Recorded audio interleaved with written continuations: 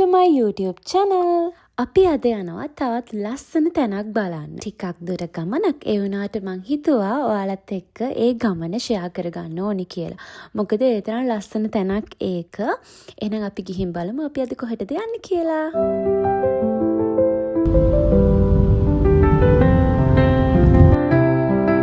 මෙන්න මෙතන දැන් ඉස්සරහට පේන තැන බ්‍රසව් ඩෑම් එක. මම මෙතනදී වින්ටර් එකේදී ඇවිල්ලා ව්ලොග් එකක් දාලා තියෙනවා. එතකොට නම් මෙතන ස්නෝ වලින් පිරීලා පේන්නේවත් නැතුව තනි සුදු පාටට තිබ්බේ. ඒත් දැන් ස්නෝ ඔක්කොම දිය වෙලා මෙතන ගොඩක් කියන්නේ නිකන් කැත වෙලා වගේ තමයි මේ වෙලාවේ තියෙන්නේ. මොකද දැන් සමය එක තාම නැහැනේ. තාම ස්ප්‍රින් එක නිසා මෙතන පොඩ්ඩක් නිකන් අර ලුක් එක ටිකක් අඩු වෙලා තියෙන්නේ.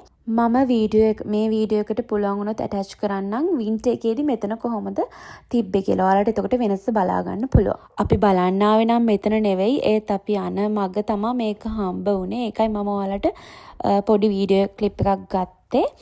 අපි යන තැන තව ටිකක් දුරයි. අපි ගිහින් බලමුකෝ එතන කොහොමද කියලා.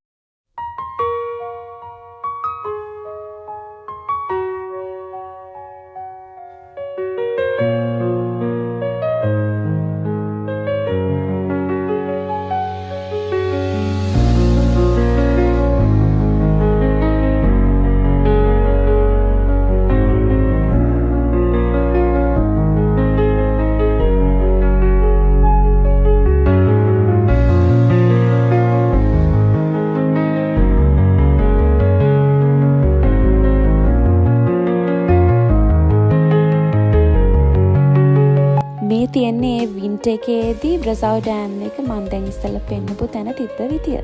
කොහොමද වෙනස?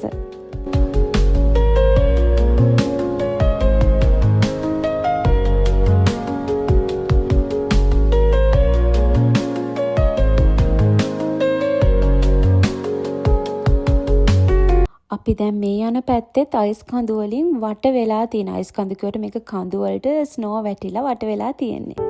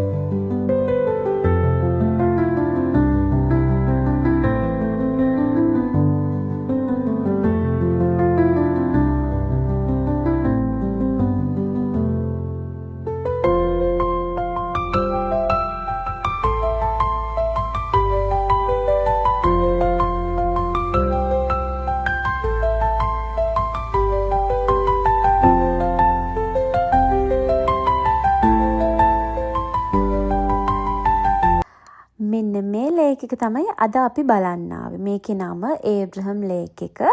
ඒත් අපි මේ වෙලාවේ දන්නේ මේක තමයි ඒබ්‍රහම් ලේක් එක කියලා. මොකද මැප් එකේ තව ගොඩක් දුර පෙන්නුවයි. කොහොම වුණත් මම දැකපු ඒ කියන්නේ ඔන්ටාරියෝ ලේක් එක කැනඩාවේ තියෙන ඒකට පස්සේ මම දැක්ක ලොකුම ලේක් එක. මං හිතන්නේ මේක කිලෝමීටර් 20කට වැඩිය දිග ලේක් එකක්. නිල් පාටයි වතුර පුදුමාකාර ලස්සනයි. වින්ටර් එකේ මීට වැඩිය ලස්සනයිලු. මොකද බබල්ස් මේකේ උඩට මතුවෙනවලු. මේ ලේක් එක නිකන් මැජිකල් එකක් වගේ. හිතා ගන්න බෑ. මම ඇවිල්ලා නැහැ. මේ පාර වින්ටර් එකට මම ඔයාලව එක්කගෙන එන්නම්. ඒ එක්ස්පීරියන්ස් එකත් ඔයාලත් එක්ක බෙදා ගන්න. මේ ලේක් එකට ඇතුල් වෙන තැනක් තියෙනවා. අපිට ඒක තැන හොයාගන්න බැලුවා. අපි අතරමං වුණා. ඔයාලට මේ වීඩියෝ එකේ ඉස්සරහට ඒක කොහොමද එක්ස්පීරියන්ස් එක කියලාත් බලා ගන්න පුළුවන්. මේ ඉන්නේ පාර දෙපැත්තේ නිකන් මුවෝ జాතියක්. මම දන්නේ නැහැ. මුවෝ జాතියක් කියලා තමයි කිව්වේ. ඔයාලට පේනවනේ එයාලා පාරට ඇවිල්ලා මේ කනවා කොළ జాති කන.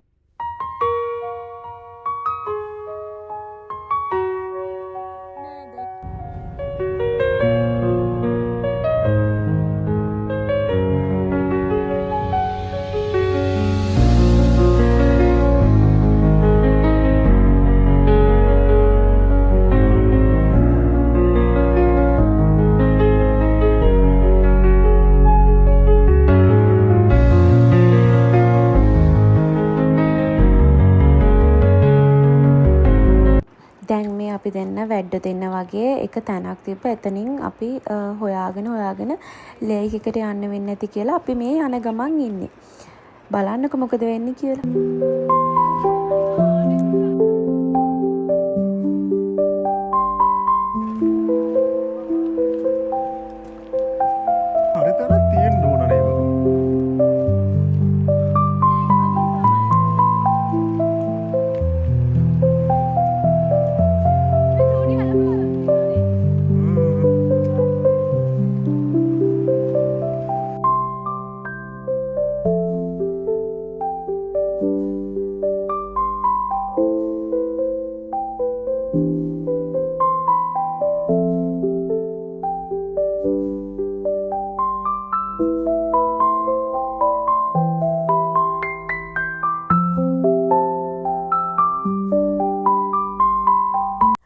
අපි දැන් හිතාගෙන ආවා වලට මේ ඈත පේන අර නර්තන ලේක් එක ගාවටම යන්නම් කියලා ඇවිදගෙන.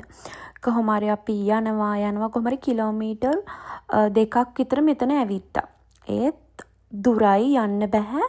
මෙතන දැන් ඔය අපි ඇවිදගෙන යන පාර කියන්නේ ලේක් එකේ වතුර වැහෙනවා සමයකට මම ඔයාලට ඉස්සරහට පෙන්නන්නම්. ඒ වෙනකන් වැහෙනවා වතුර වලට. ඉතින් අපි මේ වතුර තියෙන පැතිවල තමයි ඇවිදගෙන යන්නේ. චූටි අල මාර්ග තියෙනවා. ඉතින් හරියට නිකන් මාර එක්ස්පීරියන්ස් එකක් ඒක. ඇත්තටම මෙතන ඔයාලා දන්නවද මාරම ලස්සන පාට ගල් තියෙනවා. මං ඉතින් සමහර ඒවා එනකොට මේ ගෙනියන්නම් කියලා අරන් තියලා ආවා. ඒ වගේම මං 2-3ක් ගෙදරත් අරන් ආවා. ඒ තරම් මාරම ලස්සනයි.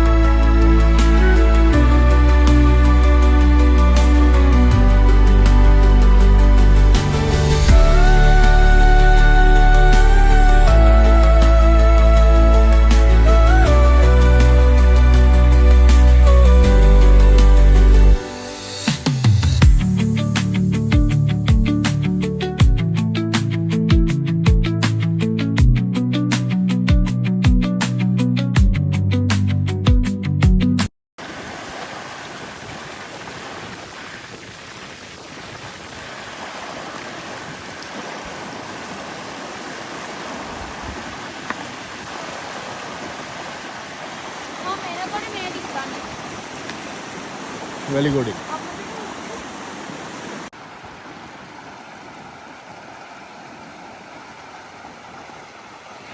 අර කඳු ටික නිකන් රටාවකට වගේනේ තියෙන මෙහෙම පිටිපස්සට.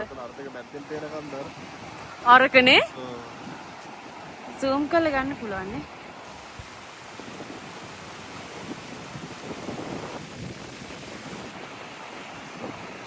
සමයක කාලෙට මේ ඈත පේන බැම්මේ අර පස් කැඩලා තියෙන වගේ ගානට වෙනකන් මේ ලේක් එකේ වතුර පිරෙනවා.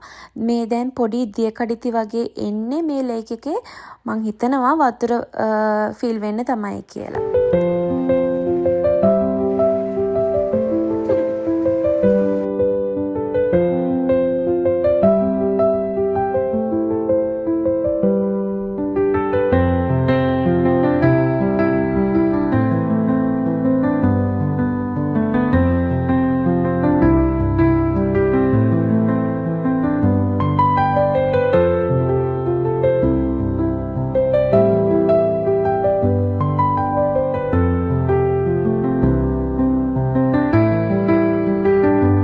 අපි දෙන්න ඉතින් මේ ලේක් එකට බහලා තියෙන වැරදි පාරනේ. ඉතින් අපි දෙන්න ආයෙ හැරිලා ගියා. මෙන්න මේ මට්ටමටම මේ ලේක් එකේ වතුර පිරෙනවා. ඉරිතැරලා තියෙන්නේ වතුර හිඳිලා නිසා. ඊට පස්සේ අපි අන්තිමේට හරිම පාර හොයාගෙන ලේක් එකට ආවා. ඒ වෙනකොට මෙතන ගොඩක් කට්ටිය කැම්පින් කරනවා. හරිම ලස්සනයි. මේ තමයි හරිම පාර ලේක් එකට බහින. ඉතින් අපි අන්තිමේට ඒක අහගෙන හොයාගෙන ආවා.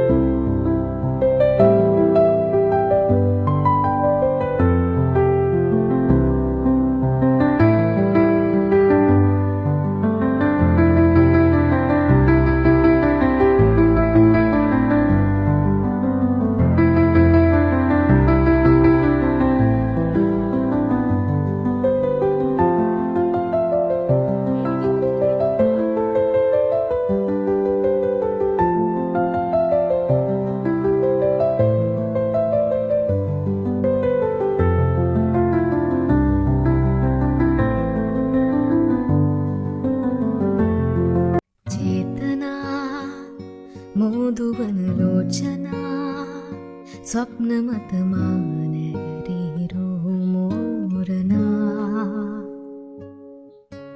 यावना प्रेमට කාරණා රාගමන රහසේම පාවී ගියා සේයාවුනා හේරුරටා සිත් මහසේ ආශාමවා දෙවුලියේ මන බන්ධනා පෙම් කවයි රස කැන්දනා ඉසිහෝකමාන නන්දනා සඳතියේ ඉඟිව